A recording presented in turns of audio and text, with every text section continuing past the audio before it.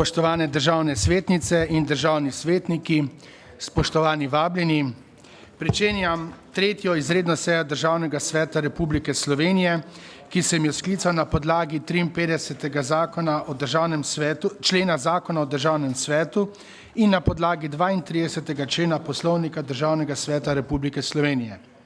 Opravičili so se državni svetnik Jernej Verbič, dr. Milan Medved, dr. Zoran Božič, Cvetko Zupančič in pa magistra Darja Kuzmanič-Korva. Na sejo so bili vabljeni dr. Uroš Čufer, minister za finance. O sklicu izredne seje sem obvestil predsednika Državnega zbora Republike Slovenije gospoda Janka Vebra in predsednico Vlade Republike Slovenije gospod magistro Alenko Bratušek. Sklicem 4.11.2013 ste prejeli naslednji dnevni red. Prvič, predlog odložilnega veta na zakon o spremembah in dopolnitvah zakona o dohodnini. Razširitev. Zaradi predloga odložilnega veta, ki ga je vložila skupina državnih svetnikov, prvopodpisani Jože Slivšek, državni svetnik Jože Slivšek, se v skladu z drugim odstavkom 75a člena Poslovnika Državnega sveta, ki določa, da se na podlagi odložilnega veta uvrsti na dnevni red brez razprave in glasovanja, dnevni red razširi z naslednjo točko dnevnega reda. Predlog odložilnega veta na zakon o spremembah in dopolnitvah zakona o bančništvu.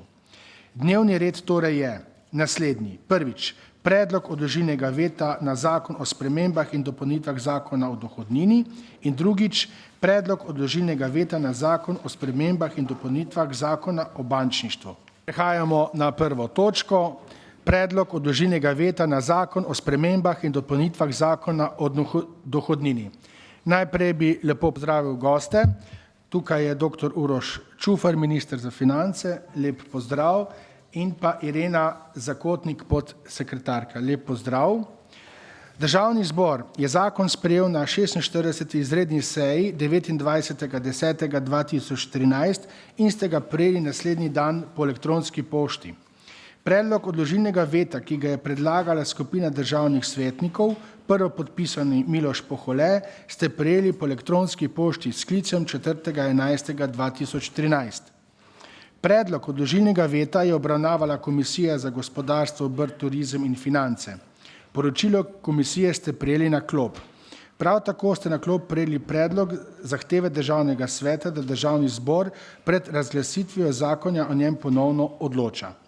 Prosim, da morebitne amadmaje k predlogu zahteve vložite v pisni obliki. Predlagam, da pričnemo z obravnavo predloga odložilnega veta z zahtevo, da Državni zbor pred razglasitvijo zakona o njem ponovno odloča. Ali želi predstavnik predlagatelja predloga vložitvenega veta podati obrazložitev? Izvolite, besedo ima državni svetnik Miloš Pohole. Hvala za besedo, lepo pozdravljeni vsi prisotni. V obdobju vlade Alenke Bratušek smo soočeni z nenehnim zviševanjem davčnih bremen državljanom in gospodarstvu. To zviševanje davčnih bremen je prekomerno in povzroča poglabljanje gospodarske krize, ter čedalje večje število državljanov spravlja na rob preživetja. Tudi zadnje zvišanje davčnih bremen, ki je predlagano v zakonu o spremembah in dopolnitvah zakona o dohodnini, bo stanje samo še poslabšalo. Vlada v noveli dohodninskega zakona predlaga ukinitev avtomatskega usklajevanja davčnih olajšav in neto letne davčne osnove v lestvici za odmero dohodnine z rastjo cen življenjskih potrebščin. Nadalje vlada tudi predlaga, da se možnost usklajevanja in določanja koeficienta, s katerim se uskladijo zneski olajšav in neto letnih davčnih osnov iz lestvice za odmero dohodnine, prenesejo v okvir sprejemanja zakona o izvrševanju proračuna. Pri čemer pa usklajevanje v predlogu zakona o izvrševanju proračunov za leto 2014 in 2015 ni predvideno. Jasno je, da glede na politiko, ki jo izvaja vlada Alenke Bratušek, usklajevanja tudi v okviru zakona o izvrševanju proračuna ne bi bilo in bi pomenilo dejansko ukinitev usklajevanja olajšav in dohodninske lestvice z inflacijo. V zakonodajnem postopku je koalicija z amandmajem sprejela določbo, s katero je predlagano ureditev nekoliko omilila. Tako je določeno, da se mora uskladitev opraviti, če koeficient rasti cen življenjskih potrebščin preseže 1,03 v obdobju avgust tekočega leta v primerjavi z avgustom preteklega leta. Poenostavljeno, če je inflacija v tem obdobju višja od 3%. Inflacija vse od leta 2008 ni presegla 3% in to v prihodnje tudi ni pričakovati česa takega, kar pomeni, da se bodo olajšave in neto letne davčne osnove v lestvici za odmero dohodnine kljub stalnim podražitvam življenjskih potrebščin zniževale. Neto prejemki davčnih zavezancev bodo nižji, kot če predlaganega zakona oziroma ureditve ne bi bilo. Pri tem gre tudi za poseg v minimalno plačo. Samo v letu 2014 bodo ti prejemki nižji za 33,2 milijona evrov.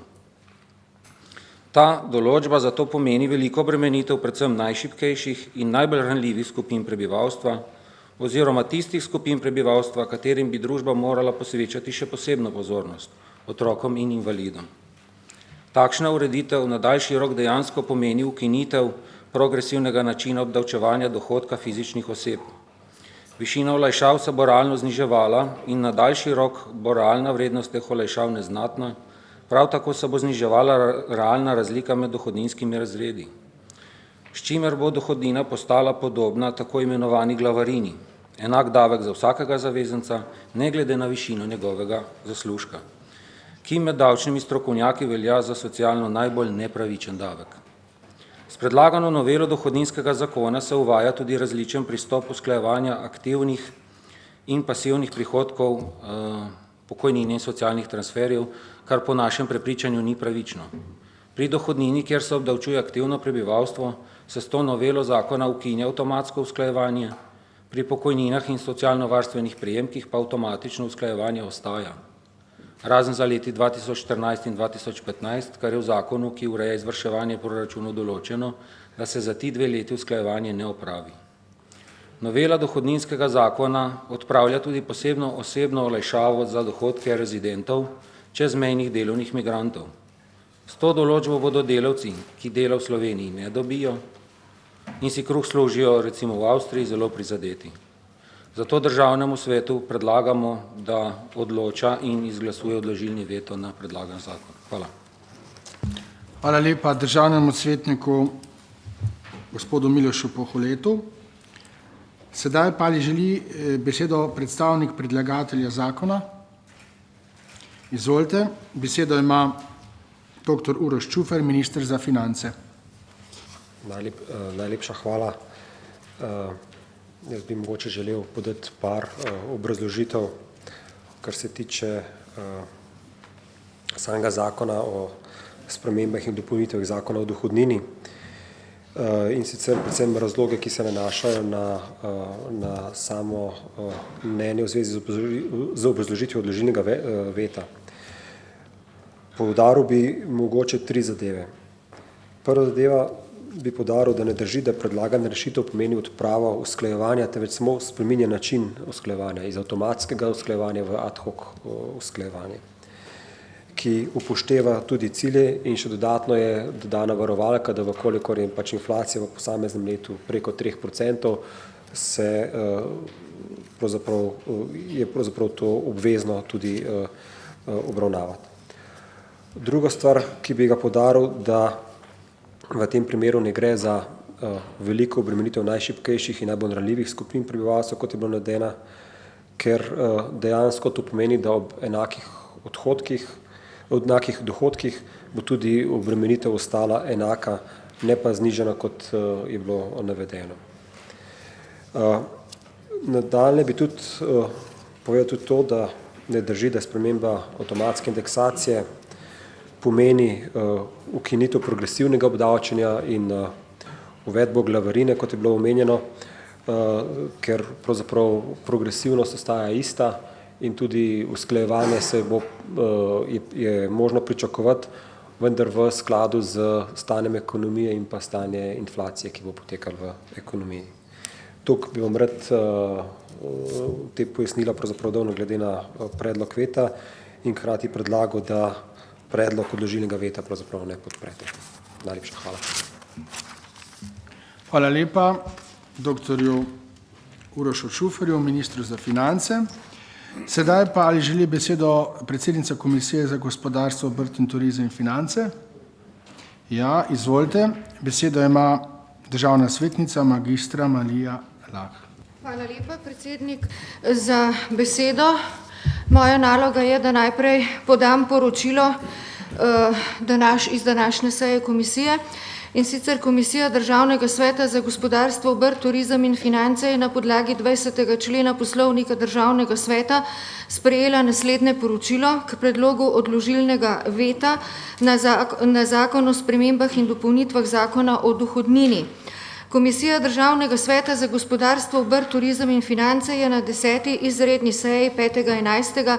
obravnavala predlog odložilnega veta na zakon o spremembah in dopolnitvah zakona o dohodnini, ki ga je vložila skupina državnih svetnikov s prvo podpisanim gospodom Poholetom. Komisija predlog odložilnega veta podpira.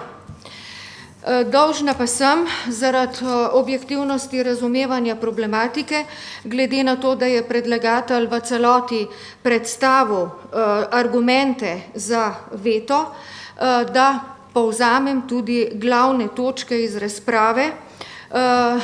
Se bom ponavljala za ministrom Čuferjem, glede na to, da so to trije zelo močni pravzaprav argumenti podana iz razloga objektivnosti, ne pa iz kakršnega koli drugega razloga, ker mislim, da je prav, da se svetniki odločajo na osnovi dejanske vsebine zakona, ne pa na osnovi, bom zdajle grobo rekla, danes sem bila že enkrat groba, pa so me kregali, pa me boste še enkrat, na osnovi pristranske interpretacije posameznih pasusov v zakonu. Dolžna sem povedati, kot je že minister Čufer danes povedal, da zakon ne pomeni očitane odprave usklajevanja, pač pa se le spreminja v ad hoc usklajevanje, ki ga vlada bo uporabila po potrebi.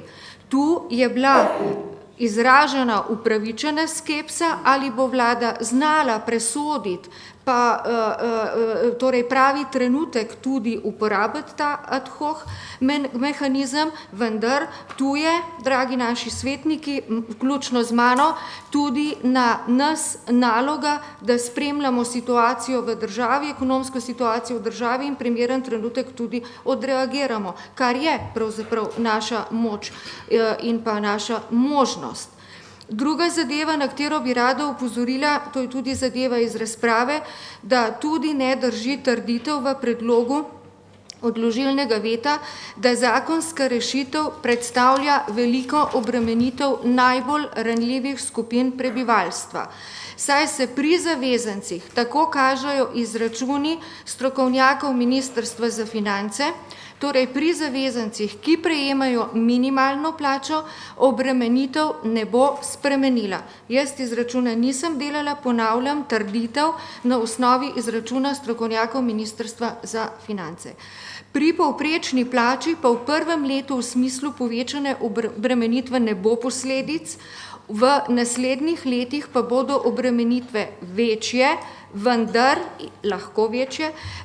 jih bo vlada lahko z ad hoc sistemom omilila, tudi na osnovi naše aktivnosti. Pa še tretja zadeva, glede odprave posebne osebne olajšave za dohodke rezidentov, pa vlada sledi rešitvi, da le-ti vsaj enkrat v eni državi plačajo davek na dohodek, kar je vse skozi, če se spomnite naših tudi drugih razprav, bilo stališče tudi na naši komisiji. Naj za zaključek povem samo še to, da je Komisija za gospodarstvo predlog tega zakona že enkrat obravnavala, zdaj ne vem točno datuma, vendar je bilo to po končani redni seji, torej zadnji seji Državnega sveta in je zakon sprejela z veliko večino. Zato vas svetnice in svetniki ponovno prosim, da pretehtate svojo odločitev. Hvala lepa. Hvala lepa državni svetnici magistri Mariji Lah. Ali želijo besedo predstavniki interesnih skupin? Interesne skupine očitno ne. Dobro. Odpiram razpravo. Ali želijo besedo državne svetnice in svetniki? Izvolite. Besedo ima državni svetnik Igor Antauer. Gospod predsednik, hvala lepa za besedo. Lep pozdrav vsem skupaj. Jaz ne bom razpravljal o argumentih, ki so jih predlagatelji dali, ker me nekateri ne prepričajo. Imam pa drug pomembnejši pomislek. Pravila pravne države pravijo, da morajo biti pravila, vsaj temeljna, vnaprej znana. Res je, da se je zakon od tistega, ki sem ga tudi jaz obravnaval na ekonomsko-socialnem svetu, spremenil, nekoliko dopolnil, pa vendar še vedno omogoča izredno visoko diskrecijsko pravico izvršni oblasti. Tu sam pri sebi trčim na problem demokracije ali demokratičnosti. Nimam problema z razumevanjem, da je proračun šibek, nimam problema s tem, da bo treba odplačati tudi te dolgove, imam pa načelen problem. Načelen problem, ali si dovolimo, da bomo prepustili izvršni oblasti na temeljnem zadevi, ki se tiče tudi premoženja državljanov in državljank, ad hoc odločanje, kljub varovalki 3%. In glede na to, da sem sicer v prejšnji verziji zakona na ekonomsko-socialnem svetu že glasoval proti temu zakonu, ker menim, da je treba na tako občutljivem področju imeti zelo trdne normative, zelo trdne standarde in zahteve, potem, ker se seveda običajno strinjam sam s seboj, bom danes tudi glasoval proti zakonu oziroma za odložilni veto. Hvala. Hvala lepa državnemu svetniku gospodu Igorju Antauerju. Želi še kdo od svetnic oziroma svetnikov razpravljati? Če ne, potem ugotavljam, da ni več prijavljenih k razpravi in zaključujem s tem razpravo. Ali želi predstavnik Ministrstva za finance podati še kakšno obrazložitev? Če ne, potem bomo prišli na glasovanje. Na glasovanje dajem predlog zahteve Državnega sveta, kot ste ga prijeli na klop. Najprej seveda prisotnost. Kdo je za?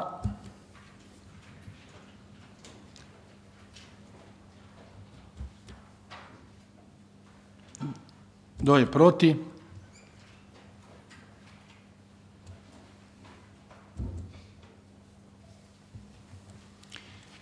Torej, ugotavljam prisotnost 32 državnih svetnikov, za veto je glasovalo 20, proti 9. S tem ugotavljam, da je predlagano zahtevo Državni svet sprejel z 20 glasovi za in 9 proti. S tem zaključujemo to točko dnevnega reda. In prehajamo na drugo točko dnevnega reda, to je predlog odložilnega veta na zakon o spremembah in dopolnitvah zakona o bančništvu. Najprej še enkrat lep pozdrav ministru in pa gospe državni sekretarki, ki se nam je pridružila, in pa seveda tudi podsekretarki, ki je bila že tudi prej z nami. Torej, Državni zbor je zakon sprejel na 18. redni seji 29.10.2014 in ste ga prijeli na naslednji dan po elektronski pošti. Predlog odložilnega veta, ki ga je predlagala skupina državnih svetnikov, prvopodpisani Jože Slivšek, ste prijeli po elektronski pošti 4.11.2013. Predlog odložilnega veta je obravnavala Komisija za gospodarstvo, obrt, turizem in finance. Poročilo komisije ste prijeli na klop. Prav tako ste na klop prijeli tudi predlog zahteve Državnega sveta, da Državni zbor pred razglasitvijo zakona o njem ponovno odloča. Prosim, da morebitne amandmaje k predlogu zahteve vložite v pisni obliki. Predlagam, da pričnemo z obravnavo predloga odložilnega veta zahtevo, da Državni zbor pred razglasitvijo zakona o njem ponovno odloča. Ali želi predstavnik predlagatelja predloga odložilnega veta podati obrazložitev? Izvolite, besedo ima državni svetnik Jože Slivšek. predsednik, kolegici, kolegi, lep pozdrav. Pozdrav tudi gospodu ministru in sodelavcem. Zakon o spremembah in dopolnitvah zakona o bančništvu ZBAN 1L z zakonom se uveljavlja pretvorba instrumentov podrejenega dolga slovenskih poslovnih bank v delnice ter delni in popolni odpis teh instrumentov kot ukrepa sanacije teh bank, ne da bi pri tem razglašali njihovo insolventnost. Namreč prospekt, ki je spremljal izdajo teh podrejenih inštrumentov, v prospektu je zapisano, da se lahko zgodi, da ti vrednostni papirji so enako nič, le v primeru, če gre banka, ki jih je izdala, v stečaj. Sicer ne. Imetniki teh instrumentov, predvsem podrejenih in hibridnih obveznic bank, so pred sprejetjem tega zakona več mesecev naslavljali na ključne nivoje odločanja na Ministrstvo za finance, Banko Slovenije, upravo bank, ki so izdale te inštrumente, pobude za iskanje sporazumne rešitve. V več strokovnih združenj pa je izrazilo močan dvom v ustavnost takšnega ukrepa, a so bili strani zakonodajalcev skoraj povsem neuslišani. Se pravi, bili so poskusi predvsem s strani Združenja malih delničarjev, bili so dvakrat na Banki Slovenije, bili so na ministrstvu in tudi na bankah, da bi, preden se je zakon sprejel, poskušali nekako dogovoriti solucijo, da bi vlada v pripravi zakona saj upoštevala, bom rekel, primerjala iste zadeve z Evropsko unijo. Govorimo o Grčiji in Španiji, ki imajo tudi težave z bankami in z posojili. Ukrep bi prizadel več kot četrtino državljanov Slovenije, ki bodisi neposredno kot imetniki teh instrumentov, tisti, ki so jih neposredno kupovali, ali posredno, teh je bistveno več, kot vlagatelji v pokojninske sklade, v sklade življenjskih zavarovanj, v vzajemne sklade, ki so imetniki teh instrumentov in varčujejo za varnejšo prihodnost. Pri tem se pozablja, da so v nasprotju z delničarji teh bank, ki imajo lastniški papir, delnica je pač lastniški dokument, vrednostni papir, ki so imeli možnost nadzora z imenovanjem in odpoklicov članov nadzornih svetov uprav, ter imeli vpliv na upravljanje in informiranje v teh bankah, naspram lastnikom obveznic, ki so samo upniki, ki so ta denar samo posodili bankam v obliki podrejenih inštrumentov, obveznic. Slovenija s to zakonodajo prehiteva evropsko zakonodajo in uveljavlja ukrepe, ki bi določeno skupino vlagateljev prizadele bolj kot doslej uporabljeni ukrepi v katerikoli članici EU, ki so že zaprosile pomoč in jo tudi dobile, mi jo zaenkrat še nismo zaprosili za njo. Evropska direktiva, ki naj bi bila osnova za sprejem tovrstne zakonodaje, je šele v postopku priprave in bo predvidoma sprejeta v začetku naslednjega leta, zato je predsednik Evropske centralne banke Mario Draghi sredi oktobra pozval države evropskega območja naj počakajo z uveljavitvijo zakonodaje, ker bojo sicer morale popravljati. Bom rekel, koliko sem informiran, noben ne hiti razen nas. Tudi predsednik Združenja bank Slovenije, France Arhar, je na novinarski konferenci dan pred sprejetjem zakona razmišljal, zakaj se hiti, oziroma opozoril na pomen zaupanja v banke. Sprejeti zakon v Sloveniji uvaja strožja pravila, kot so bila uporabljena v katerikoli članici Evropske unije, ki je doslej zaprosila za finančno pomoč. Na primer, v Grčiji so tako zasebni imetniki državnih obveznic za te prijeli po plačilu v višini 50%. 50% so, rekel, prispevali k sanaciji.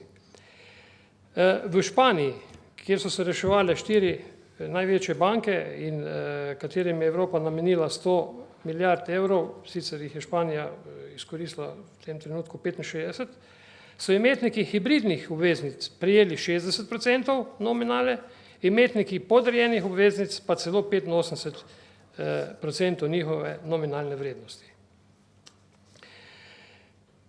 Zakon pa nasprotno daje Banki Slovenije diskretno pravico, da odredi popoln odpis vseh instrumentov podrejenega dolga posamezne banke, v tem primeru pa bi njihovi imetniki, ne glede na to, kakšno raven podrejenosti, ne glede za kakšno raven podrejenosti bi šlo, na koncu imeli vrednost nič.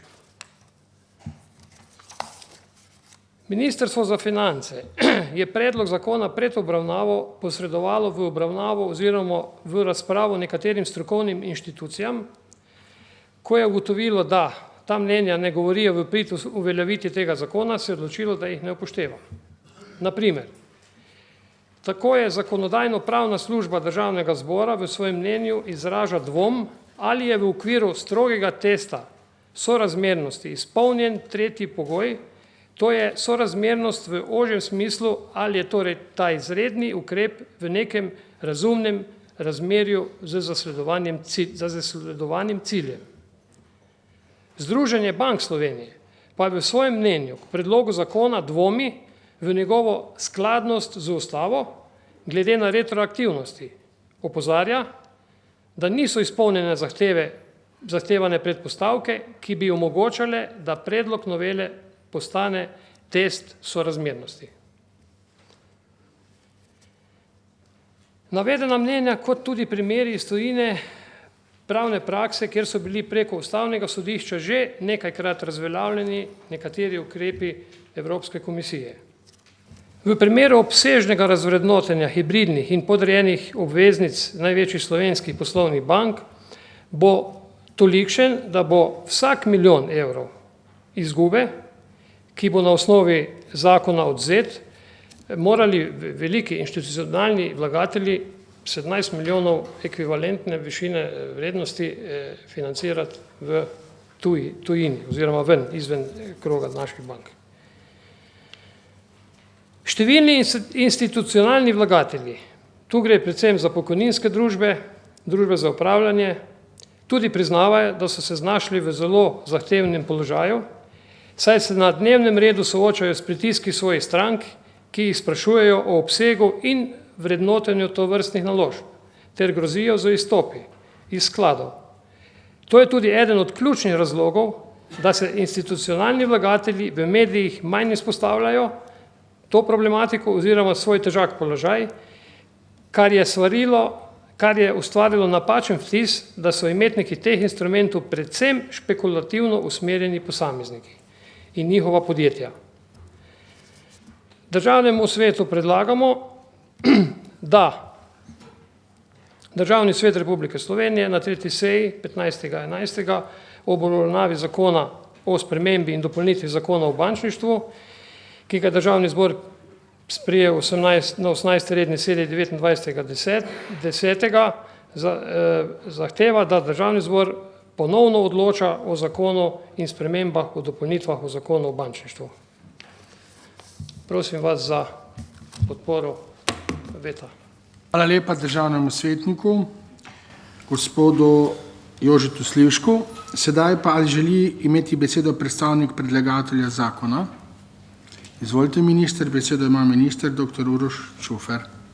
Najlepša hvala.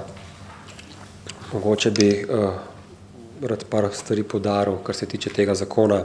Mogoče prvo zadeva to, da sprejetje tega zakona pomeni zelo preprosto samo to, da se v Sloveniji vzpostavi pravni okvir, ki omogoča delitev bremena med različnimi udeleženci, deležniki pri reševanju bank. Na eni strani državo in drugimi. In se nanaša samo takrat, kadar tudi država s svojimi sredstvi vstopa v reševanje posameznih bank. Pogodba o delovanju Evropske unije v 107. členu določa točno, da samo Evropska komisija lahko odloča o tem, da je lahko posamezna država dejansko dodeli državno pomoč in pomaga posameznemu podjetju ali pa posamezni banki. In od 1. avgusta dalje se je v bistvu določba, kako komisija interpretira in zastopi, kaj je dopustno in kaj ni dopustno pri državni pomoči, spremenila. In od 1. avgusta dalje letošnjega leta je dopustna državna pomoč samo takrat v primeru bank, kadar najprej lastniki, potem imetniki hibridnih in na koncu podrejenih obveznosti nosijo v celoti breme in šele potem se lahko uporabijo sredstva davkoplačevalcev v reševanju posamezne banke in prispevajo k pokrivanju morebitnih izgub. To je zelo pomembno, ker glede na to, da nas čaka obdobje, ko se zaključujejo stres testi, ko gledamo, kakšni bo rezultati in ko bo v posameznih primerih država mogla tudi ukrepati, pomeni, da je ta zakon omogoča, da sploh lahko ukrepa in da lahko uporabi javna sredstva za reševanje bank. Druga stvar, ki bi jo rad poudaril, je to, da zakon še posebej izrecno določa, da posamezni upnik zaradi tega, ker se mu določene terjatve ali odpišejo ali prekvalificirajo, ne sme utrpeti večje izgube, kot bi se bile, če država, kot bi jih imel, če bi pravzaprav prišlo do stečaja. Kar pomeni, da posamezni upnik v tej taki transakciji ne more biti na slabšem, ne more biti na boljšem, oziroma ne more biti na slabšem, pardon. Lahko je na enakem, na slabšem pa pravzaprav ne more biti. To je pomembno, ker to pravzaprav ščiti tudi posameznega upnika, kar pomeni, da ta zakon ne poslabša njegove situacije in je vsaj na enakem, če ne na boljšem. Tretja stvar, kar se tiče retroaktivnosti tega zakona, zakon ne krši načela prepovedi povratne veljave in tudi ne krši načela pomanjkanja zaupanja v pravno ali pa ustavno varstvo lastninske pravice in prestane popolnoma test sorazmernosti. Zadnja stvar, ki bi jo rad poudaril, tudi to, da je bilo predlog spremembe zakona v celoti tudi usklajeno z Evropsko komisijo, z Banko Slovenije, z ECB. Skupaj komisija in Banka Slovenije in Ministrstvo za finance smo poročili tudi predloge malih delničarjev, ki pa jih pač ni bilo mogoče upoštevati, ker so bile v navzkrižju s pravili, ki pravzaprav veljajo glede dodeljevanja državne pomoči in jih pač zaradi tega zelo preprosto se ni dalo upoštevati. Tako da upoštevajoče vse to, kar sem omenil in glede na to, da je zakon dejansko pomemben tudi zato, kako bomo lahko v naslednjem letu se vrnili bliže k rasti, predlagam, da odložilno veto ne sprejmete. Hvala. Zahvaljujem se ministru za finance dr. Urošu Čuferju. Ali želi besedo predsednica Komisije za gospodarstvo, obrt, turizem in finance? Izvolite, besedo ima državna svetnica magistra Marija Lah. Predsednik, hvala lepa za besedo. Komisija Državnega sveta za gospodarstvo, obrt in turizem in finance je na podlagi 20. člena Poslovnika Državnega sveta sprejela naslednje poročilo k predlogu odložilnega veta na zakon o spremembah in dopolnitvah zakona o bančništvu. Komisija Državnega sveta za gospodarstvo, obrt, turizem in finance je na 10. izredni seji 5.11. obravnavala predlog odložilnega veta na zakon o spremembah in dopolnitvah zakona o bančništvu, ki ga je vložila skupina državnih svetnikov s prvopodpisanim gospodom Slivškom. Komisija predloga odložilnega veta ne podpira. Naj ob tem povem še to, da je prav ta komisija že enkrat obravnavala zakon o bančništvu in ga je takrat v celoti podprla. To se pravi, je bila danes že druga obravnava tega zakona. Glede na to, da sem prepričana, da bomo svetniki imeli še kar veliko strokovnih vprašanj in bomo poprosili gospoda ministra in pa z ekipo finančnih strokovnjakov za dodatna pojasnila, bom jaz zelo kratka in bom izpostavila samo dve zadevi. In sicer, naša komisija je na vprašanje vrstnega reda prevzemanja bremen pri sanaciji oziroma razrešitvi podobnih vprašanj že večkrat naletela. In vedno smo se zavzemali za to, da so lastniki, da bom namenoma uporabila lastniki tako naprimer, da sem zelo konkretna Faktor banke, Probanke, tisti, ki v prvi vrsti prevzamejo obveznosti, ki izhajajo iz takega ali drugačnega stanja določene inštitucije. To se pravi, če so dividende, poberajo seveda dividende, če so kakšne drugačne situacije, kot je primer Probanke, pa Faktor banke, pa seveda so dolžni nositi to drugo situacijo. Na tak način smo bili prepričani člani komisije, da nekako ščitimo interese državljanov, to se pravi davkoplačevalcev, da v takih primerih ne stopijo v prve bojne vrste in prevzemajo nase tudi sanacijo tega dela bremena, ki je nastala iz takih in podobnih situacij. Zato je stališče ali pa zelo pomemben današnji argument komisije, da je vrstni red plačnikov pri tem zelo pomemben, pravzaprav samo ponovitev našega standardnega stališča. In to je tudi glavni argument, da mi veta ne moramo podpreti. Druga zadeva, za katero smo bili danes pa tudi podučeni se strani prisotnih na komisiji, se strani Ministrstva za finance, pa je bila ta, da je državna pomoč možna le ob pogoju, da se sprejmejo rešitve, predhodno seveda, ki jih predvideva zakon. Konkretna praktična posledica neupoštevanja evropskih smernic in nesprejetje zakona pa je dejstvo, da bodo banke morale določene državne pomoči oziroma bi morale določene državne pomoči vrniti. Zelo podobno smo si predstavljali, kot je bil to primer Elana. Res pa je tudi, da so predhodne evropske smernice omogočala blažje odpise, blažje razreševanje takih podobnih situacij. Tu mislim predvsem na danes v obrazložitvi poudarjen primer Grčije in pa Španije, kjer so v bistvu delno odpisali te dolgove, delno pa jih povrnili lastnikom v takih ali v drugačnih oblikah, vendar pa so zadnja priporočila Evropske komisije drugačna in pač te smernice spreminjajo. In na osnovi predvsem prvega argumenta naj ponovno ponovim, da komisija tega veta ni podprla. Hvala lepa. Hvala lepa državni svetnici in predsednici magistri Mariji Lah. Sedaj pa ali želijo besedo predstavniki interesnih skupin? Če ne, potem odpiram razpravo. Ali želijo besedo državne svetnice oziroma svetniki? Izvolite, besedo ima državni svetnik Miljan Lukić. Tako kot sem glasoval pri prejšnjem predlogu za izglasovanje veta proti, bom tudi tukaj.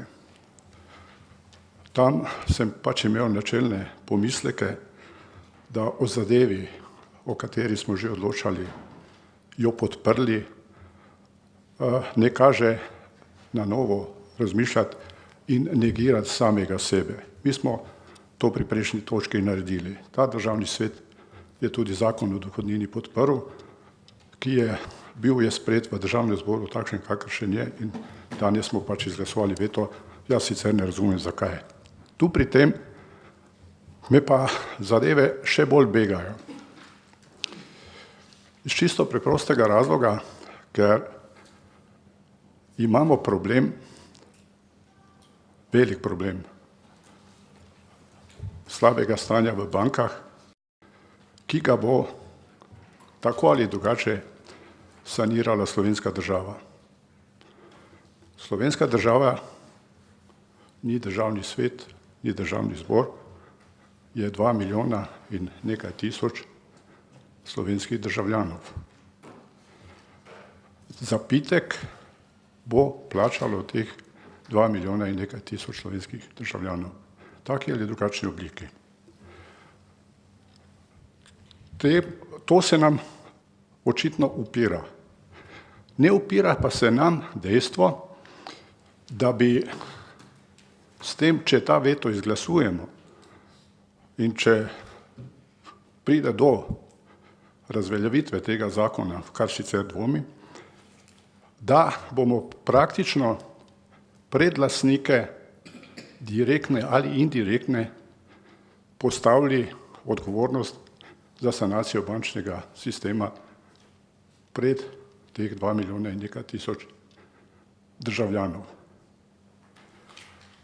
Kakorkoli nekdo želi povedati, da obveznica ni vrednostni papir, da ni lastniški papir, je treba spomniti na dejstvo, da slovenska država jamči za hranilne vloge do 100 tisoč evrov, da slovenska država jamči za tiste papirje, vrednostne papirje, ki jih sama izdaja, da pa vsi drugi izdajatelji, ki izdajajo kakršnekoli vrednostne papirje, obveznice in tako dalje, jamčijo za svojim premoženjem in da tisti, ki te vrednostne papirje kupujejo bodisi na bazi velikega zaupanja do izdajatelja, ki je lahko banka, podjetje, kdorkoli pač, razne država, ki kot rečeno edina z gotovostjo jamči, kar ne pomeni, da če si se pri nakupu tega papirja, takšnega ali drugačnega, uštel, zašpekuliral, da bo za to zadaj pa jamčila država. Mi imamo x primerov, ko so občani dvigovali velike zneske denarja svojih hranilnih vlog in kupovali razne vrednostne papirje, upajoč, da bodo več zaslužili. Danes, ko se pravila spreminjajo se pa zaradi izjemno slabega položaja slovenskih bank, bi pa seveda za vse tiste, ki so se ušteli, naj na pomoč priskočila država in v vrstni red takoj pred temi direktnimi ali indirektnimi lastniki postavlja takoj državljane, naj to oni krijejo. Je to prav ali je to pošteno? Ali imamo vest, da to naredimo? Jaz pravim, da ne. Ob tem se človek sprašuje, kar me pa zelo moti, je pa seveda to, da pa ta ista država nekako se mi zdi kar nekritično spremlja stanje in vsaj vem ne zato, da bi pripravljala kakšne smiselne ukrepe, na podlagi katerih bi pa posegla v te sistemske banke. O čem govorim? Imamo 3 sistemske banke, ki izvirajo še iz časa bivše Jugoslavije, bivšega 22-milijonskega trga. Te 3 sistemske banke imajo še v večinski lasti 2 banki, Banko Celje in Poštno banko.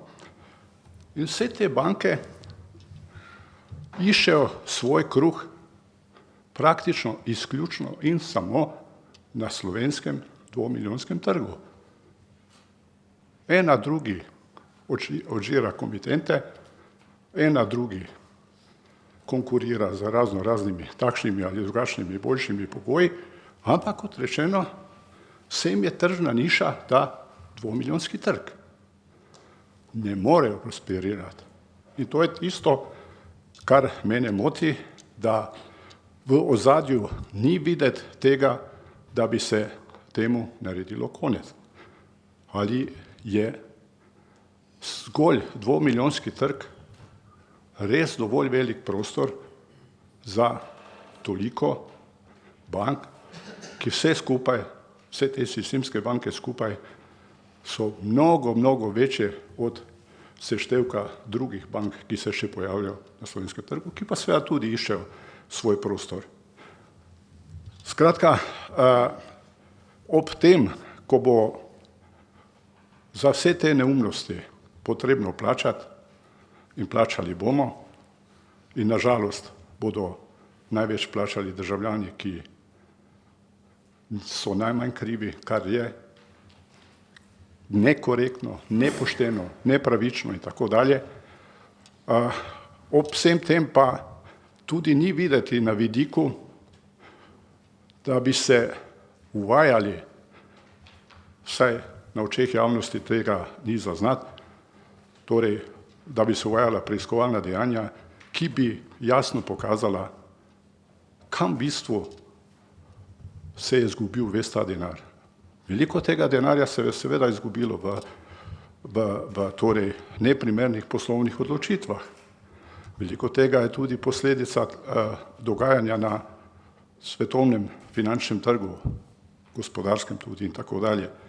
Veliko tega pa je seveda šlo v raznih oblikah nam znanih, vendar pa neznanih po točno določenih osebah, točno določenih davčnih oazah in tako dalje, po točno določenih špekulacijah in tako dalje. Skratka, to so pa stvari, ki te pa pripeljejo do tega, da imaš predsodek, ko se o vsem tem odločaš. Ampak kljub vsemu smatram, da nimamo nikakršne pravice, da bi v vrstni red za sanacijo vsega tega postavili prej državljane, kot pa tiste, ki imajo v direktni ali indirektni obliki nek vrednostni papir teh bank, ki jih danes saniramo. Hvala lepa. Hvala lepa državnemu svetniku Milanu Lukiću. Ali želi še kdo razpravljati od državnih svetnic oziroma svetnikov? Izvolite. Besedo ima državni svetnik dr. Jan Vid Golob. Kolegi, kolegice, gospe in gospod minister z ministrstva. Razprava o bančništvu je že dolgo časa najavljena na državnem svetu in je mogoče to, gospod Brvar bo mogoče ta tezo sprejel kot nekakšna uvertura. Ne vem, če je, se pa dogovarjamo in se tudi z ministrstvom dogovarjamo in z Banko Slovenije, tako da so stvari pod kontrolo, ko bojo imele pravo težo oziroma vsebino, da bomo lahko o tem. Tako da se strinjam z vami. Hvala lepa. Kolikor smo vajeni obiskov ministra za finance, je že tradicionalno, da so bolj tihi pa redko besedni, od česar gospod dr. Čufer ne odstopa. In tako je prav, tukaj treba biti previden in vsaka preveč rečena beseda se lahko obrne. Prav tako je zdaj naša razprava, večina smo laiki tukaj o bančnem področju, lahko profesionalno vprašljiva. Vendar čas je prinesel situacijo, da smo mi postali plačniki nečesa. In to veliki. Ko smo pred 7 let tega poslušali gospoda Bajuka in njegovega državnega sekretarja Andreja Širclna, ki sta nastopala ob določenih vprašanjih in smo že imeli določene informacije, kako se bančni krediti dajejo kar na zelo čuden način. Tamle je sedel on in njegov sekretar in sem ga vprašal, vi to veste? Odgovor je, nič ne vem. Jaz sem mu rekel, pa bi morali vedeti. In končala se je, bi rekel, razprava, da sem ga opozoril na potencialno argentinizacijo Slovenije, ker takrat je bila Argentina zelo v čudni situaciji. A ne? Po tem obdobju smo imeli mi večkrat razpravo tudi o bankah. Trditve, ki so z tega mesta prihajale z določenih ljudi z državnega sveta, so bile sej tudi, če v gospodarstvo določeni subjekti propadajo, nič hudega, važno je bančen sistem v redu. Na videz je bil, v resnici pa ni bil. To je nekako pripeljalo, ko smo lansko leto imeli še, ali pa tudi v začetku leta, ko hodijo poročati iz Banke Slovenije, pa je gospod Fabjan takole povedal, pomočnik od gospoda Krajnca, ja, 2009 je bilo slabih terjatev komi nekaj procentov, zdaj jih je pa zelo veliko. Torej, kako je on obvladoval samo dan na začetku, pa dan na koncu? Se vmes je eno obdobje, ki je videl nedoločene trende, določeno dinamiko, da zadeva polzi izpod kontrole. Upam, da se to sedanjim, bi rekel, financerjem ali na ministrstvu ali banki ne dogaja. Ne? Nekako piko na je dal včeraj na študiju City gospod Gantar iz Kade skladov. Ko so ga vprašali, kaj pa če bojo stresi še bistveno slabše se pokazali, kot jih zdaj pričakujemo. Je rekel, toliko bolj nas bo bolela glava, toliko več bomo mogli plačati. Ker na koncu ta račun za celotno avanturo, ki jo je zakuhal nekaj 100 Slovencev, požrešnih, brezobzirnih, plačujemo in bomo plačevali mi vsi. V takem ali drugačnem obsegu in obdobju. Ta del državljanov si je vzel Slovenijo za molzno kravo, jo orenki zmolzil, prenesel denar, tako kot je gospod Tajnikar nam dal na enem javnem intervjuju z gospodom Pleskovičem lepo vedeti, da je šlo 10 milijard iz gospodarstva, tudi v banke, iz bank v tujino. Torej, tudi če ne gre za tak znesek, Golob Marko govori v malo drugačnih oblikah, pa da je lahko znesek tudi večji, ampak zadeva finančna je okrog nekaj milijard denarja, ki manjka danes, manjka za zagon gospodarstva, manjka v sistemu zaposlovanja, manjka pri penzionih, pač nekje je treba to vzeti. In mi zelo malo naredimo na tem, da bi do tega denarja nazaj prišli. Vi veste, smo na prejšnjem svetu pozvali državnega tožilca oziroma državno tožilstvo, da povpraša gospoda Tajnikarja, odkot mu te informacije, so točne ali niso točne, ali se sam šali, ampak gospod Tajnikar ni kar nekdo, je le minister za gospodarstvo bil, profesor na ekonomski fakulteti, torej mora biti nekjenemu viru informacij blizu.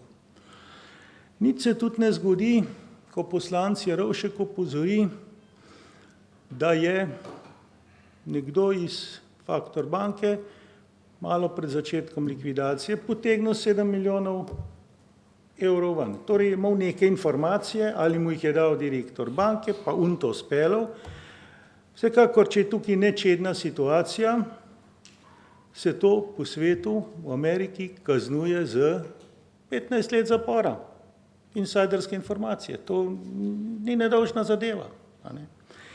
No pa če se vrnemo k temu denarju, ki prehaja v tujino. Češ pravno je vse v redu, se je to vse dopustno. Poslušajte, tega se Nemčija ne dovoli več. In gospa Merklova je rekla, koncept trgovanja z Lichtensteinom, tudi Amerika je pod kontrolo vzela vse transfere v Švico. In vse tole, kar slišimo, sledenje po vohunskih službah, to je tudi sledenje ameriškemu denarju, kako potuje po svetu. Se mora Amerika tudi zavarovati, kam potečejo milijoni ali milijarde. Tako da, jaz bi napore ministrstva, vseh teh vaših pridnih žensk, ki vam tam delajo dan in noč, cenimo in spoštujemo. In bi imeli veliko lažje razumevanje, kot tisti, ki odpiramo veta in tudi druge ukrepe, če bi vi vzporedno delovali na tem, da se razvozla, kam, koliko, katero oazo je denar odšel. Ker tam je glavnina denarja, ne tole, bi rekel, miniaturno, kar je 100 milijonov, pa 200 milijonov flikanje, ne zanima, kje so milijarde. In te bomo mi plačevali. In jaz se čudim, da to politična volja modre levice, pa bom tako povedal, ki je znala ohraniti državni svet v 2 rundah. V prvi rundi lani maja in v drugi rundi letos, ko je blokirala finančni, bi rekel, propad državnega sveta. Čudim se socialdemokratom, da so glasovali proti amandmanu SDS-a. Spominjali me je to na dogodke iz literature, ko so nemški socialdemokrati v času prve svetovne vojne glasovali za vojne kredite, a ne? Tisti, ki ste zgodovinarji, veste, kako je to bilo. Še zdaj se ne morejo tega pečata znebiti, da so glasovali za vojne kredite, za vojno proti Rusiji. In tako si bojo tole, kar so socialdemokrati, zdaj niso podprli amandmaja SDS-a in pomagali razčistiti to zgodbo na, rečemo, levi fronti, se jim bo pač zapisalo v zgodovino. Kaj ti bodimo dosti precizni? Tisto, kar se je dogodilo cerkvi in njenim finančnim strukturam, ko je posegel sam papež v slovenske razmere, poslušajte, tega se bo cerkev zapomnila na Slovenskem za 50 let. Da če se ne znaš niti Švarc Petra, se ne pa niti Pokra. Tudi v okviru problemov, ki so s Patrijo, ki so stalno na tapeti, jaz mislim, da je gospod Janša danes tako pod lupo, da ima težave s vsakršnim večjim nakupom, odkot mu denar. No in tako bi rekel, da je prav, da te zadeve prihajajo na državni svet, vse premalo se o tem pogovarjamo, ker gre za denar, ki ga bomo jutri mi plačevali, naši otroci, naši sorodniki. Po koliko je to? Po 5 tisočakov vsak državljan, če se štejemo 10 milijard skupaj. In državni svet je zelo dobro, da jemlje tukaj pobudo. Mislim, da naš predsednik je prisluhnil to vrstnim željam državljanov. In če si je levica ohranila državni svet kot svojo lastno antitezo, je to dobro. Situacija se ima v naslednji fazi razčistiti na levici, tako imenovani, če je to. In prej, gospod Čufar, boste s tem začeli, vsak dan, vsako uro, toliko bolj bo. Mi bomo morali to razvozljati. Ta denar manjka v kasi, je nekje, morda ne 10 milijard, eni pravijo, da je več, eni da je manj, ampak ta denar mora priti nazaj v državo. Ali pa ne tisti, ki so ga odpeljali ven, grejo za njim. Tako kot se je to zgodilo gospodu Grubarju, če še tega ne veste. Ko je gradil ljubljanski Grubarjev prekop, so opazili, da to stane bistveno več, kot bi jim smeli. Deželni stanovi so ga prijavili Mariji Tereziji, ki ga je poklicala na Dunaj in mu rekla, gospod Grubar, tole pa nekaj čudna ekonomska storja okrog vas kroži. Nekaj je pripovedal, rekel, mu je odgovorila, saj ste duhovnik, ne boste mi lagali. Pa hkrati slišim, da zidate še palačo, zakaj jo pa rabite? Saj ste duhovnik. Rekla je takole, to preberete v knjigah, Gruden zgodovina. Od danes naprej, da vas ne vidim več v svoji državi. In ga je poslala k Katarini Veliki v Rusijo, potem je pomrl v Litvi v enem požaru. Torej, tisti, ki so denar odpeljali ven, naj ga čim prej vrnejo. Gospod Brvar ima že neke papirje, neke zakonske osnove, ki bi morda to omogočili. Jaz sem obiskal mlade pravnike, Bugariča, Nahtigala, Erika Kerševana, rekoč, veste pravniki svoj dolg. Če je prejšnja generacija omogočila brezpravje, ki je omogočilo to finančno malverzacijo, v kateri se danes nahajamo, ga naj naslednja generacija pravnikov reši. Tako da ekonomisti, gospod Čufer, gospa Vraničarjeva, zahtevajte od pravnikov okvire, da vrnete v državno kaso tisti denar, ki ga bomo morali sicer mi in vseh tistih 2 milijona sodržavljanov, ki gospod Lukič omenja, plačevati. Hvala lepa vam. Hvala lepa, dr. Jan Vitu Golobu. Kar se tiče tega, kar je gospod državni svetnik omenjal, na tem delamo strokovno, počasi, tako da bomo te stvari na javnem posvetu v državnem svetu tudi obravnavali. In boste seveda tako kot na vse ostale stvari vabljeni. Sedaj pa ima besedo državni svetnik gospod Jože Slivšek. Izvolite. Najprej bi se vrnil na komisijo, ki je danes obravnavala to tematiko. Moram poudariti, da je bila diskusija kar jedrnata in da je bilo glasovanje 5-4. Se pravi, izid ni bil tako, bom rekel, enoznačen, ampak je šlo za tesen izid pri nekaterih vzdržanih glasovih. Komisijo omenjam še tudi zaradi tega, ker je predstavnik Ministrstva za finance na vprašanje, ali so smernice akt, ki se ga mora država eksplicitno držati, ali je to potem v končni fazi direktiva, ki jo Evropska skupna komisija sprejme. Rečeno je bilo, da so bile smernice sprejete s 1.8. letošnjega leta.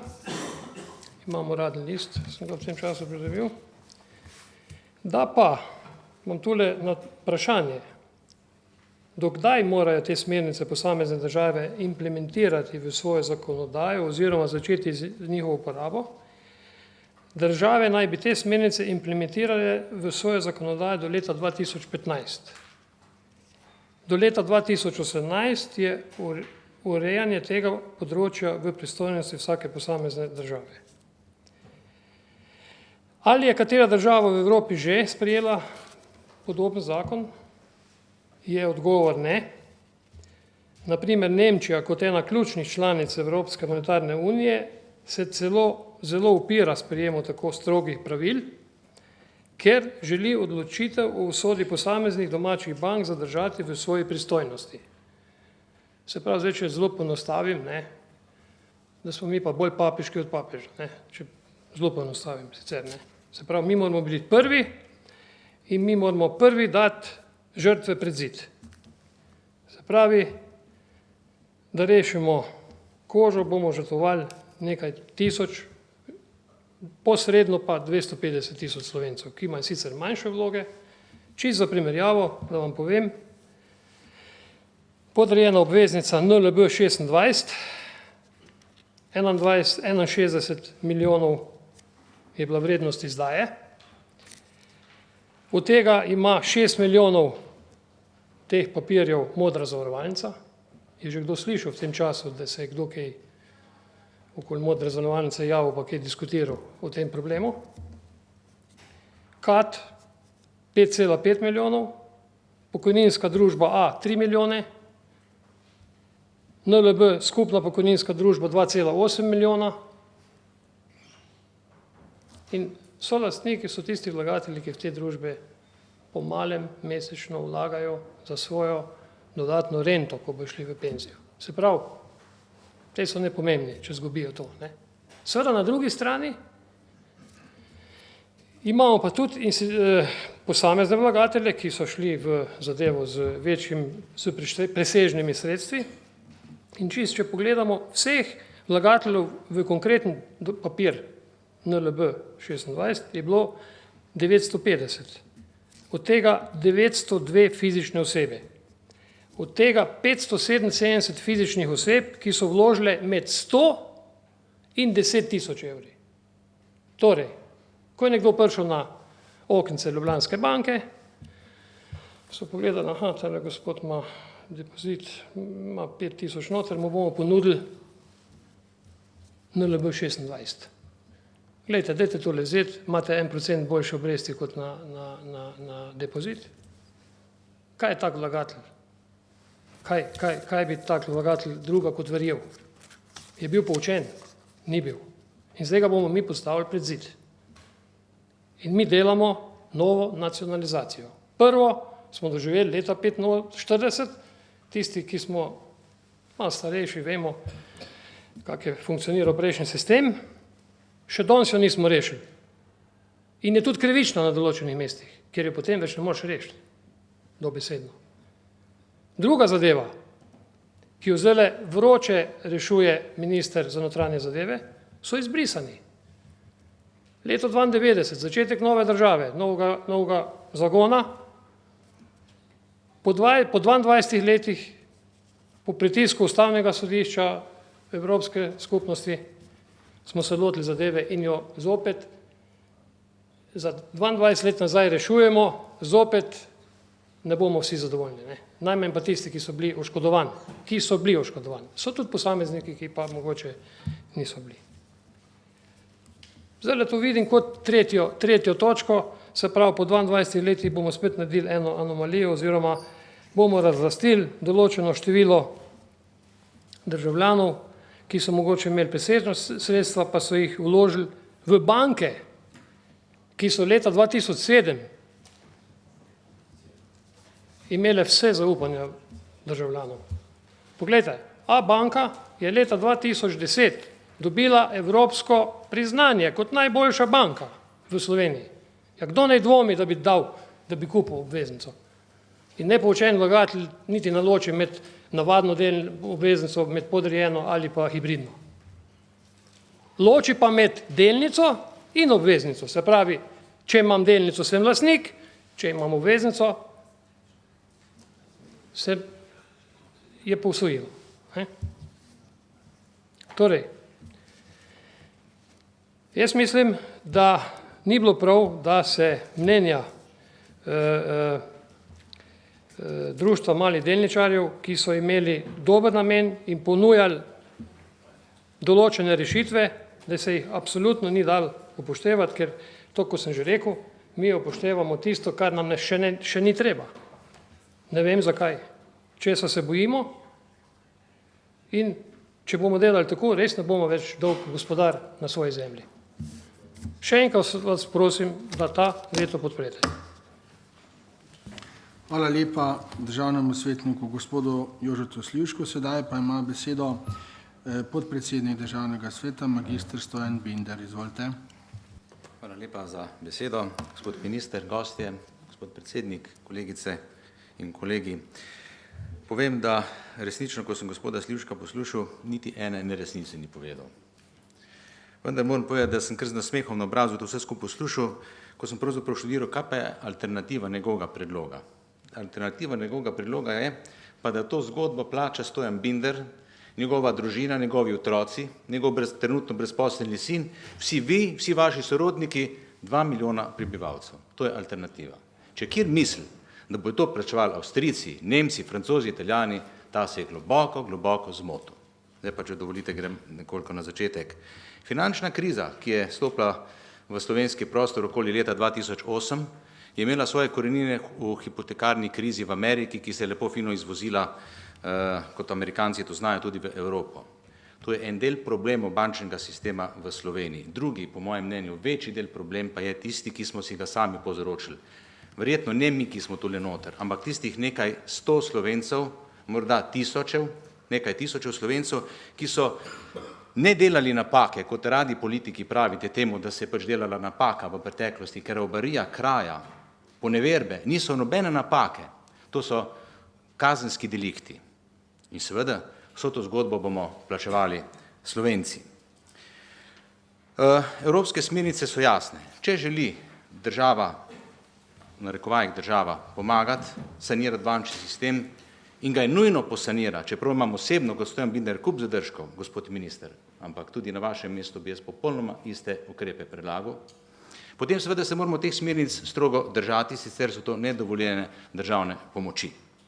In povsem logično je, da najprvo pri tovrstnih sanacijah pokasirajo v narekovajih tisti, ki so bili kreatorji neke poslovne politike, to so lastniki bank. Tudi tisti, ki so se odločili za nakup raznih drugih vrednostnih papirjev. so seveda imeli alternativo v depozitih in so se odločili za nekoliko večje donose vrednostnih papirjev, ki so izdajale to določene banke, če smo konkretni, recimo Faktor in pa Faktor banka ali pa kakšna druga banka. Skratka, hočem povedati, da seveda niso bili to špekulantje, ampak v želji za boljšim zaslužkom so se pač odločili kupiti nek vrednostni papir, ki je bil nekoliko bolj rizičen kot ena klasična naložba oziroma kot klasična hranilna vloga v banki. Seveda država je zaščitila male vlagatelje in se je odločila, da do 100.000 evri garantira država. Ampak seveda mislim, da bo to vse premalo. Če bomo hoteli sanirati bančni sistem, se bomo vključili tudi mi, jaz osebno in kot sem že prej povedal, tudi moja družina in tako naprej. Pa s kakšno pravico nekdo računa, da bo mene forsiral, mojo odgovornost forsiral in da bom jaz pred tistim, ki so se šli te igre, plačeval škodo in zapolnil to luknjo, ki je nastala v tem bančnem sistemu, pred tistim, ki so se to igro šli. Jaz mislim, da je to zelo nehigienično, zelo nefer, zelo nekorektno. Jaz se te igre ne grem. In seveda tisto, kar je prej govoril gospod Jan Vid-Golob, se popolnoma strinjam. Zadnjič smo javno podprli vprašanje, kam je zlezlo teh 10, morda več, morda manj milijard. Sigurno jih niso naši kolegi, naši vrli Slovenci nosili v kovčkih, v kešu. Vse to je šlo preko bančnega sistema, preko transakcij, kjer se jasno ve, kdo, kam in zakaj in koliko. In dragi gospodje politiki, če boste hoteli delati v Sloveniji red, brez trojke, verjemite, danes garantiram, da vam to ne bo uspelo, če ne boste se del te umazane zgodbe razkrili. Slovenci nismo tako bedast, ni nas toliko veliko, 2 milijona je ena majhna, lušna družinica. In veste, vsi vemo vse, kaj je kdo počel. Tudi jaz sam vem za določen krog ljudi v bančnem sistemu, kaj so počeli te ljudje. Ni na meni, da odkrivam te zadeve, zato imamo organe pregona in naj te stvari oni počnejo. Ampak še enkrat pravim, na misel mi ne pride, da bom saniral bančni sistem pred tistimi, ki so se šli neke rizične igre. Kakšen stane pa bančni sistem, bomo pa ugotovili v tednu, mesecu ali 2 ali 3 po stresnih testih. Jaz se bojim, da imajo zmerni optimisti prav. Ne optimisti, zmerni optimisti prav. Ne računam pa in upam pa, da nimajo pesimisti prav. In seveda ne bi želel, da krilatica, da se dobiček kapitalizira, izguba pa socializira, da bomo v tem slogu reševali tudi vse to, kar smo v preteklosti v Sloveniji počeli. In zaradi tega seveda niti slučajno ne mislim podpreti predloga tega veta, z vsem spoštovanjem tudi vas razumem in vaše, ki so vas pri tem podprli. Hvala lepa podpredsedniku magistru Stojanu Binderju. Ali želi še kdo razpravljati o državnih svetnic oziroma svetnikov? Izvolite, besedo ima državni svetnik Drago Ščenjavič. Lep pozdrav, spoštovani minister, vsi ostali. Postavil bi nekaj vprašanj in sicer, mogoče boste mi lahko odgovorili ali pa tudi ne. Vem, da je bilo v času Šuštaršiča tlele tujci, ki so hodili po banki, NLB in tole in ocenjevali stanje bank. Kje so tista neka poročila, informacije, kaj so tisti ugotovili in tudi kdo jih je plačal. Točno vem, da so bili, da ne bi zdaj z imeni pač govoril. Drugo, ko sem postavil vprašanja, ni dolgo od tega, tudi vam, to je bilo 13.9. sem postavil vprašanje, vam sem poslal, hvala za en odgovor pojasnilni, ki ste poslali Jazbecu, Arharju, od Jazbeca ni prišel odgovor, od Arharja je bljudnostni odgovor prišel, vprašanja so pa bila tale. Povezano, to vse za nas. Kdo so člani medresorske komisije za odločanje o sanaciji bank? Odgovorjeno. Koliko je angažirano tujih neodvisnih strokovnjakov za pregled stanja v bankah? Ni bilo odgovorjeno.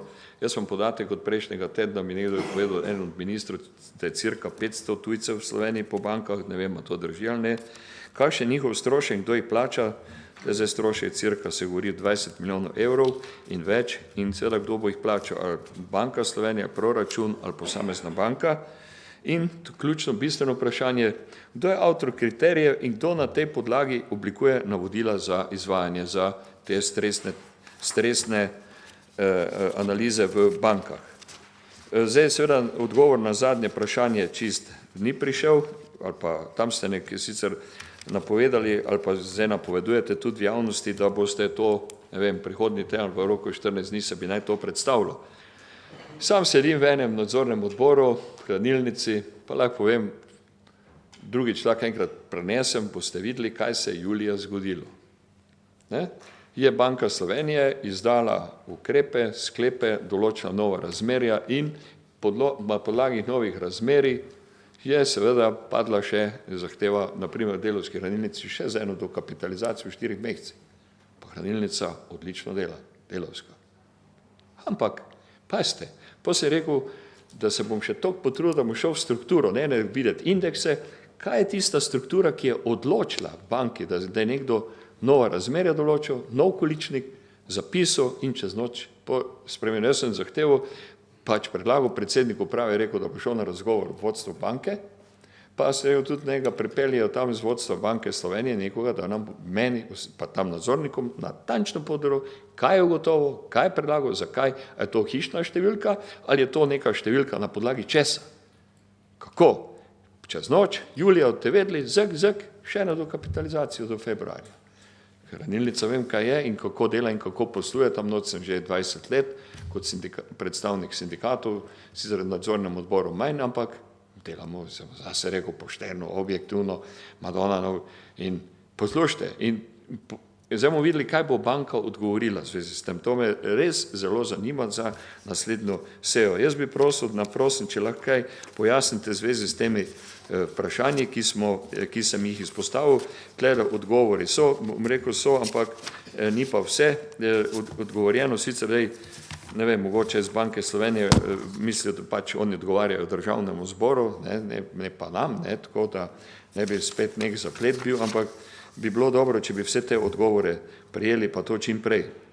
Pa še eno vprašanje, če gledam po datumih, zdaj to, kar imamo danes tukaj, pa tole vprašanje sem postavljal v začetku septembra, zdaj takole, tole, kar danes obravnavam in to, kar se zdaj dogaja, ali je to plus, bi rekel, odgovor vaš, pa tole zakon, to je zdaj v roku 2 mesecih, bi rekel, neka projekcija, ne reče se ne, stresni, torej, je že neki izračune, že veste in kako vzeti, da bi to luknjo zapomnili, rečejo takole.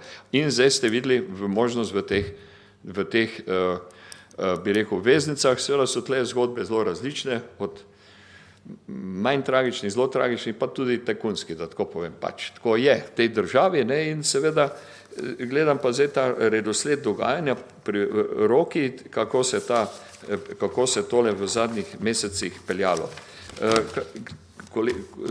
Gospod Slivšek, ko ste omenil vzajemne sklade, pokojninske, jaz vem, da je skupaj, mi smo to obravnavali v Modri zavarovalnici, vi ste rekel 6 milijonov evrov.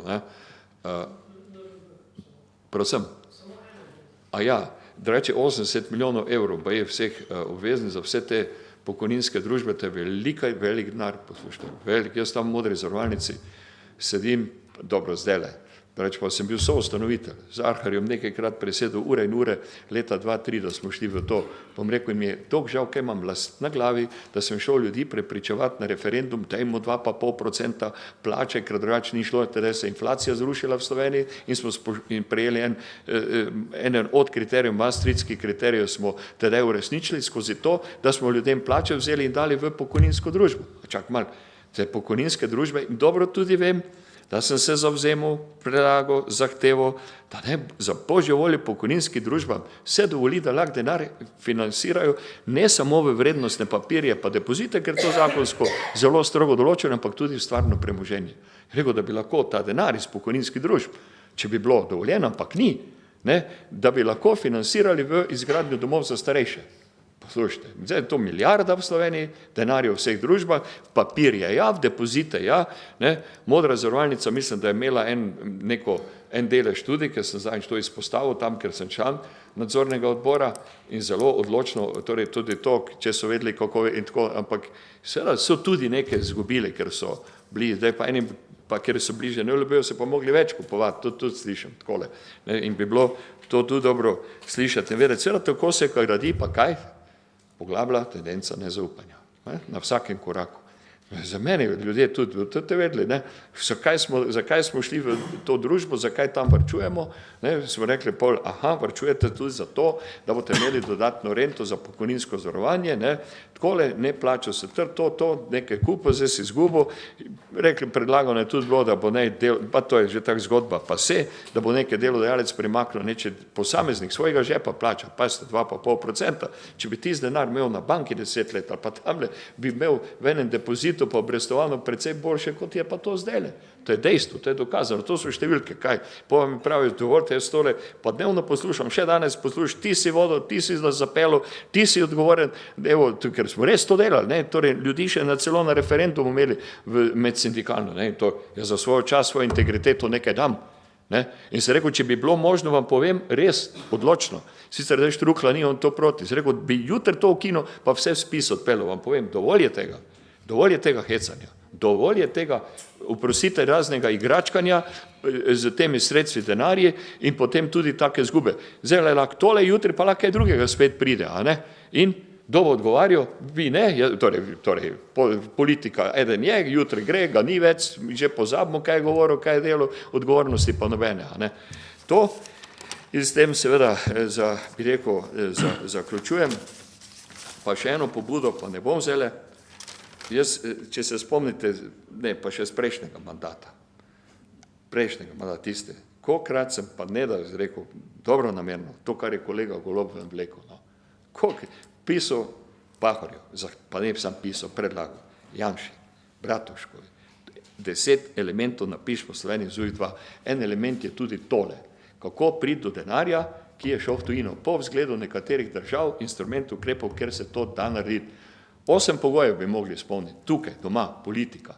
V primeru, če ne bomo, zdaj predsednik pravi, da boš malo posvet organiziral, pričakujem, da bo čim prej, tako kot si ti rekel, pripravljamo en zakon in ko bo pripravljen, bom ga vložil tle v državni svet, pa bom videl vaš odziv glede tega, kako pride sredstev iz tujine. Se da, če je politična volja.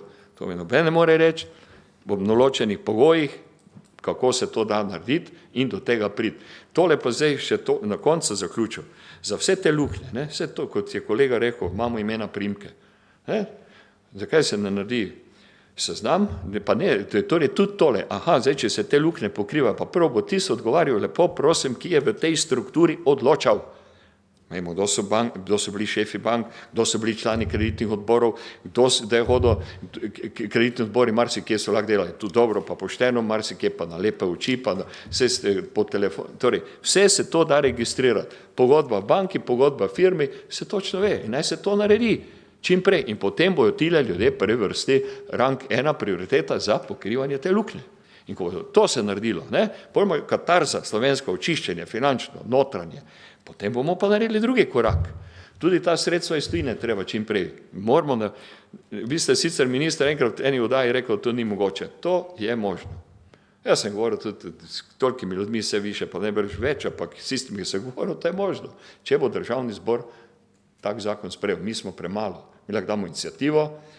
Če bi bili odbiti tukaj ali pa v državnem zboru, gremo na ljudsko, jaz sem prepričan, da bom zbral ali pa bomo zbrali nekaj 100 000 podpisov za to aktivnost, za to, da to zadevo denar, ki je, nazaj pripeljemo. Koliko toliko za to sanacijo in da ne bojo naši zanamci, ko pravi kolega, tudi v mojem sorodstvu 4 mladi nezaposleni. 4 mladi, v mojem sorodstvu. Veste, kaj je to? In je to, bi rekel, stanje nespremljivo. Kaj bomo naredili? Raje bom dragi kredite imel po nemogoči obrestni mera, tlele pa imam en denar, do katerega lahko pridem. Pogoje postaviti, se da, roke postaviti, tudi če hoče na koncu kazensko davčno amnestijo narediti, v primeru, ker pa se ne bo podredil, odzval, pa ga treba sleči do kože. Kot se temu reče, vse pobrati, zato da ne bojo 1000 in 100 000 ljudi v Sloveniji trpeli. In tole, zato se bom zavzel še tek čas, kaj še bom tu v državnem svetu. Hvala. Hvala lepa državnemu svetniku Drago Ščenjaviču. Želi še kdo od svetnic oziroma svetnikov razpravljati? Čakajte, v redu. Še kdo želi razpravljati?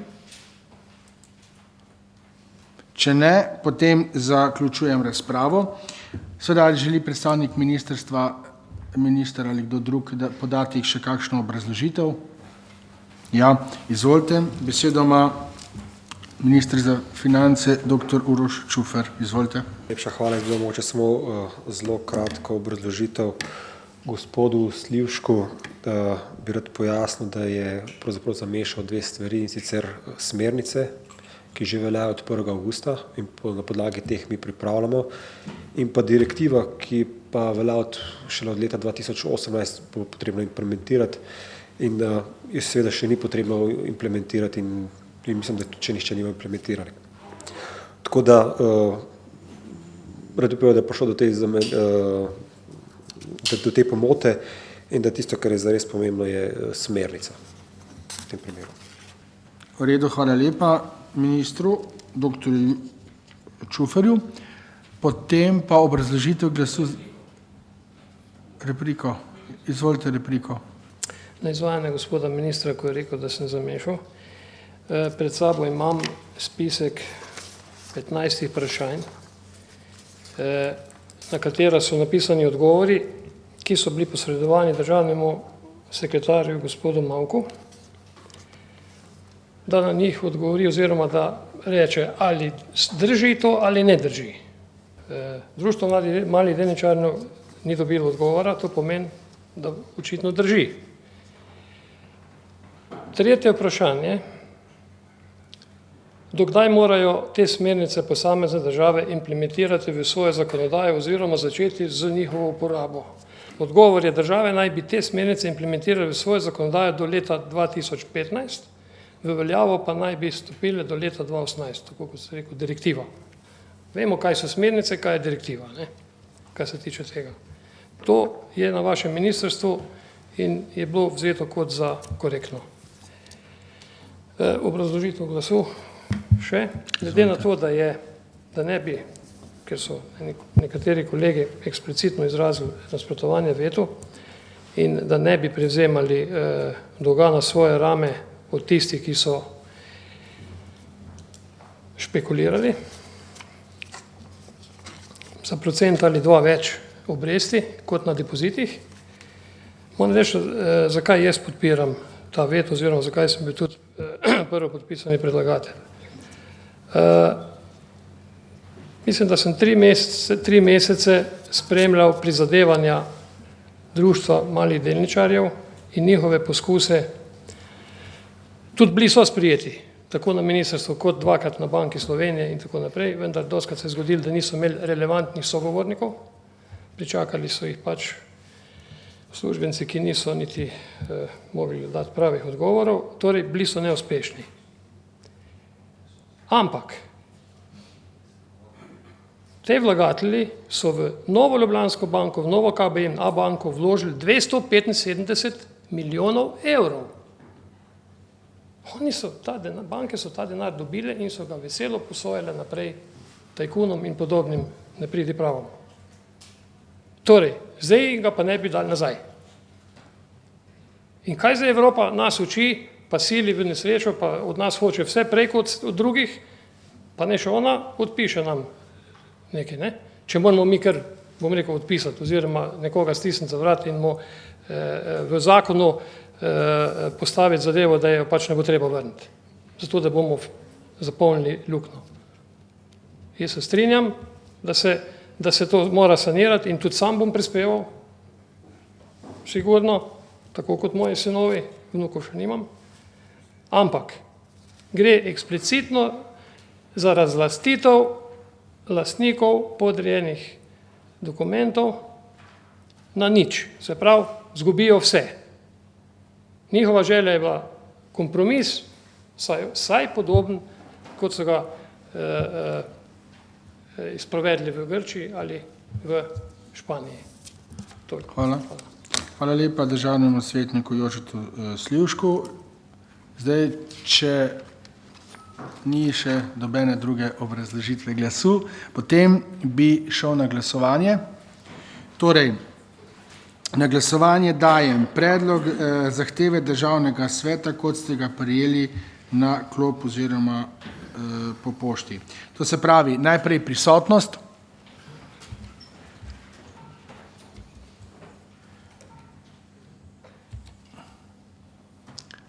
Kdo je za?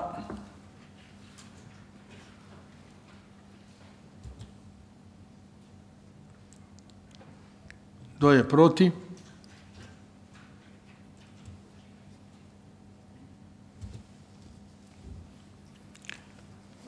Torej, ugotavljam, prisotnih je 29 državnih svetnikov, za je glasovalo 14, 12 je glasovalo proti. Ugotavljam, da je predlagan zahtevo državni svet sprejel z 14 glasovi za in 12 proti. Zahvaljujem se seveda ministru dr. Urošu Čufarju in celotni njegovi ekipi in sodelavcem iz Ministrstva za finance. S tem zaključujemo to točko in pa zaključujem 3. izredno sejo Državnega sveta Republike Slovenije in se vam zahvaljujem za sodelovanje in razpravo. Seja je bila zaključena ob 14:40 uri. Hvala lepa.